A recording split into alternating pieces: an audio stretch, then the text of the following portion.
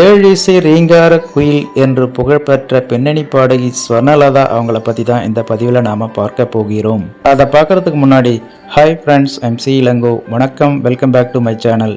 நீங்கள் இன்னும் நம்முடைய சேனலுக்கு சப்ஸ்கிரைப் பண்ணலைன்னா உடனே ஒரு லைக் போட்டு சப்ஸ்கிரைப் பண்ணி சப்போர்ட் பண்ணுங்க. வாங்க பதிவிற்குள் போகலாம். பெயருக்கு ஏற்றாற் போலவே தன்னுடைய குரலால் இசையுலகையே ஆண்டு 37 வயதிலேயே இவ்வுலகை விட்டு சென்றவர்தான் பின்னணி பாடகி ஸ்வர்ணலதா அவர்கள். இவருடைய பெயரிலேயே ஸ்வர்ணம் அமைந்ததாலோ என்னவோ பின்னாளில் பின்னணி பாடகியாக உச்சத்தில் இருந்தார்.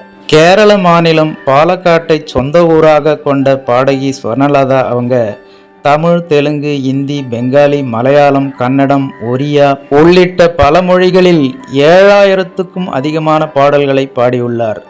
ஏழு இசை ரீங்கார குயில் என்று புகழ்பெற்ற பாடகி ஸ்வர்ணலதா அவர்கள் இளையராஜாவின் இசையில் பல ஹிட் பாடல்களை பாடியுள்ளார்.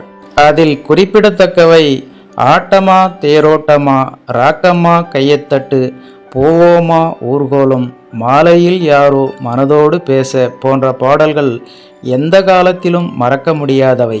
இப்பேற்பட்ட இசைஞானமும் குரல் வளமும் கொண்ட பாடகி ஸ்வர்ணலதா ஒரு பாடல் ரெக்கார்டிங்கின் போது தேம்பி தேம்பி அழுத சம்பவம் நிகழ்ந்துள்ளது. அதாவது இயக்குனர் பாரதி ராஜா இயக்கத்தில் இசைப்புயல் AR ரகுமான் இசையில் 1994ஆம் ஆண்டு வெளிவந்த படம்தான் கருத்தம்மா. தென் தமிழகத்தில் நடைபெற்று கொண்டிருந்த பெண் சிசு கொலையை மையமாக வைத்து எடுக்கப்பட்டிருந்த இந்த திரைப்படம் ஒரு மிகப்பெரிய ஹிட்டானது. இந்த திரைப்படத்தில் இடம்பெற்ற போராலே பொண்ணு தாயி என்ற பாடலை பாடகி ஸ்வர்ணலதா தான் பாடியிருக்காங்க. இப்பாடல் ரெக்கார்டிங்கின் போது பாடலை பாடி முடித்த பின் வெகு நேரமாகியும் ரெக்கார்டிங் அறையை விட்டு பாடகி ஸ்வர்ணலதா வெளியே வரவில்லையாம். உள்ளே சென்று பார்த்த இயக்குனர் பாரதி ராஜாவுக்கும் இசைப்புயல் AR ரகுமானுக்கும் அதிர்ச்சி காத்திருந்தது. கண்ணீர் மல்க தேம்பி தேம்பி அழுது கொண்டிருந்தாராம் பாடகி ஸ்வர்ணலதா அவர்கள். ஏன், என்னாச்சு என்று கேட்க பெண்களின் துயரங்களையும் அவர்களின் வலியையும் இந்த ஒரு பாடல் மொத்தமாக கொடுத்து விட்டது. மேலும் இந்த படத்தின் கதையும் பெண் சிசு கொலையை பற்றியதாக இருப்பதால் இந்த இரண்டுமே என்னை மிகவும் பாதித்து விட்டது என கண்ணீர் மல்க கூறியிருக்கிறார் பாடகி ஸ்வர்ணலதா. அவரை தேற்றிய பாரதி ராஜாவும் AR ரகுமானும் இந்த பாடல் உங்களுக்கு நிச்சயம் தேசிய விருது வாங்கி கொடுக்கும் என்று கூறியிருக்கிறார்கள். அவர்கள் இருவரும் சொன்னது போலவே இந்த பாடல் பாடகி ஸ்வர்ணலதா அவர்களுக்கு தேசிய விருதை பெற்றுக் கொடுத்தது.